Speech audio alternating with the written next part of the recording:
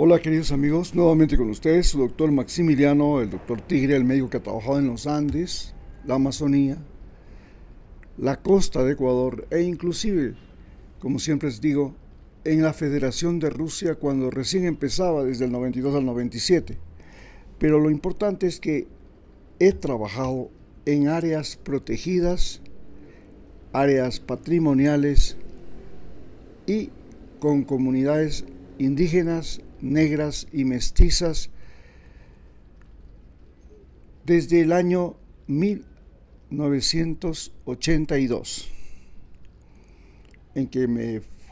fui como médico rural al cabo de San Francisco, al sur de Esmeraldas, cuando no había carreteras. Las carreteras eran caminos de verano y cada invierno desaparecían las carreteras, teníamos que movernos en barco, etcétera, etcétera. Pero en fin, hoy, luego de tantos años de vida profesional en el campo, como médico, como promotor y activista de la Fundación EcoTrackers, que es una fundación que la he creado para proteger la biodiversidad, la diversidad cultural y la salud en áreas protegidas y patrimoniales del Ecuador, y que en este momento, desde el año 2008, en que se produjo la crisis inmobiliaria de Europa y Estados Unidos, ha dejado de recibir voluntarios que eran la fuente de sustento de la fundación, porque ellos venían a la fundación y a Ecuador a aprender español, pero además hacer un trabajo de voluntarios en las comunidades donde EcoTrackers trataba de desarrollar este nuevo modelo de turismo ecológico, cultural, en el que lo más importante era la protección de la naturaleza y las culturas nativas, acompañado de la protección de la salud, no solamente de los seres humanos, sino inclusive de los animales y las plantas, porque en muchos lugares, como por ejemplo en Bunche, en la provincia de Esmeraldas, se presentó una peste de caracoles. Fueron traídos estos caracoles para sacar la baba del caracol, que era considerado un medicamento, y esto produjo una terrible peste, y los caracoles estaban en todas partes, en las casas, y eran enormes. En otro tiempo, y en la Amazonía, por ejemplo, se introdujo la rana toro, esta rana grande, porque se pensaba que el negocio era vender las ancas de rana, y esta rana toro se convirtió en una peste que mataba toda la vida de los insectos y peces en las lagunas de la Amazonía. Y así hemos visto y hemos pasado con la lucha por la defensa de la naturaleza, inclusive enfrentando a las empresas que talaban los bosques en la Amazonía y en la provincia de Esmeraldas, como Peña Durini y todas estas empresas que exportaban madera. Inclusive llegó a haber una empresa japonesa que exportaba las astillas de madera en el puerto de Esmeraldas. Luchamos contra todas estas empresas en la que se convirtieron en la principal fuente de ingresos de aquellos camioneros dueños de grandes camiones, de trailers, que financiaban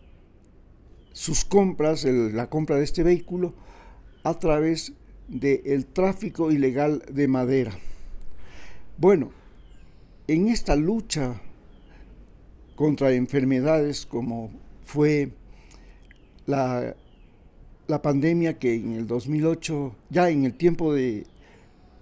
entre el 2008 y perdón, desde 1982 hasta el 2008, en que sube el Rafael Correa, en zonas tropicales donde yo trabajaba, por ejemplo, la malaria, el dengue y las poliparasitosis, inclusive la teniasis, se habían convertido en epidemias. Y lo mismo que las enfermedades sexuales, comenzando con la sífilis, la gonorrea, y desde el año 90, a finales de los 80, ya se convirtió en una epidemia el VIH. Bien, en este ambiente, en esta lucha por proteger a los seres humanos, por proteger a la naturaleza, por proteger a las culturas ancestrales, ha corrido décadas y en este momento estoy aquí en Quito tratando de hacer con mi cerebro, mi experiencia, mis conocimientos, estas charlas que tienen por finalidad tratar de informar a los ecuatorianos y al mundo entero lo que está pasando en Ecuador y América Latina. Es por eso que hoy día les voy a hablar acerca de este fenómeno que el Ecuador está viviendo, que es la transición de el socialismo del siglo XXI al neofascismo latinoamericano. El neofascismo latinoamericano se origina en los años 70 con Pinochet y las dictaduras del Cono Sur, que crean y restauran en América Latina el fascismo militar, un fascismo básicamente militar, debido a que en países como Chile y Argentina, los nazis que emigraron a Sudamérica llegaron a tener control no solamente del poder político, sino inclusive de grandes extensiones de territorio, y a crear comunidades donde el racismo y el anticomunismo se radicalizaron. Más tarde, en los años 2000, luego de que se produce la crisis en general en el mundo, la crisis global, en la que países como México tienen el denominado efecto tequila, Rusia el efecto vodka, Argentina el efecto tango, Ecuador lo que se llamaría el efecto sucre, que es la dolarización, la desaparición de la moneda, y esto era producido por fundamentalmente enormes crisis bancarias y financieras debido a la especulación. El sudeste asiático inclusive fue afectado, y así grandes bancos quebraron, y en el caso de Ecuador se produjo lo que se llama el feriado bancario, en el que desaparecieron numerosos bancos, desapareció la moneda y se originó una primera crisis, ola migratoria de gran escala, porque ya teníamos olas migratorias desde los años 60 en la guerra de Vietnam, en que los indígenas, fundamentalmente de la Sierra Centro y Sur, migraban a los Estados Unidos para hacer los trabajos agrícolas que en Estados Unidos lo hacían los muchachos reclutados para ir a pelear en la guerra de Vietnam. Luego, en el año 2000, se produce esta gran ola migratoria fundamentalmente a España, a Italia, lugares donde la economía no estaba tan golpeada, países que resurgían económicamente en Europa y donde los ecuatorianos tenían la facilidad del idioma. Con estas facilidades del idioma y la conexión gracias al transporte aéreo con Europa, se produce una gran ola migratoria en la que por primera vez y de manera masiva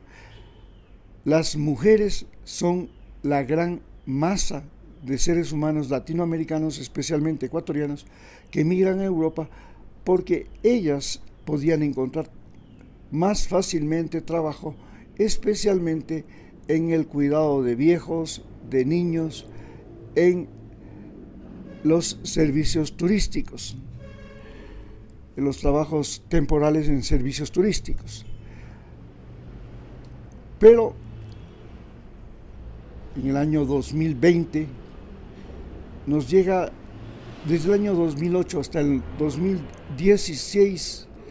tenemos un periodo extraordinario. En el año 2006 empezó Rafael Correa y termina en el 2016, 10 años, en el que se produce una crisis energética, el precio del petróleo se dispara y sobre todo el Ecuador logra renegociar los acuerdos petroleros que antes de Rafael Correa le daban a las empresas exportadoras y explotadoras del petróleo ecuatoriano 4 barriles de cada 5 y solo 1 era el pago que daban las empresas exportadoras y explotadoras del petróleo ecuatoriano al gobierno nacional. Cuando llega Rafael Correa al poder, revierte esto y consigue que de cada 5 barriles, ahora solo 1 es el que gana la empresa que ofrece los servicios de explotación petrolera y los 4 son para beneficio del Estado ecuatoriano. Esta conversión de las ganancias que antes eran prácticamente en su 75% para las transnacionales y apenas en un 25% para el gobierno, en un 20%, perdón, y el otro era un 80% que se llevaban las empresas transnacionales petroleras y apenas un 20% cogía el gobierno nacional, y con eso tenía que financiar la educación, la salud, el ejército, la vialidad, los servicios públicos, los empleos públicos, etcétera, etcétera. Esta reversión le convierte al Ecuador en un país con grandes ingresos económicos y Rafael Correa los utiliza fundamentalmente para desarrollar la infraestructura, es decir, construir carreteras, centrales hidroeléctricas, puentes, caminos y hospitales, escuelas, colegios, universidades. Esta inversión en infraestructura da empleo a millones de ecuatorianos y estos empleos se convierten al Ecuador en un estado competidor, en un estado inversionista que, sin quitar a la empresa privada lo que tenía, sus empresas, sus negocios, sus etcétera, etcétera, convierte al Estado ecuatoriano en un Estado competidor en el que no solamente las empresas privadas eran las que podían explotar el petróleo,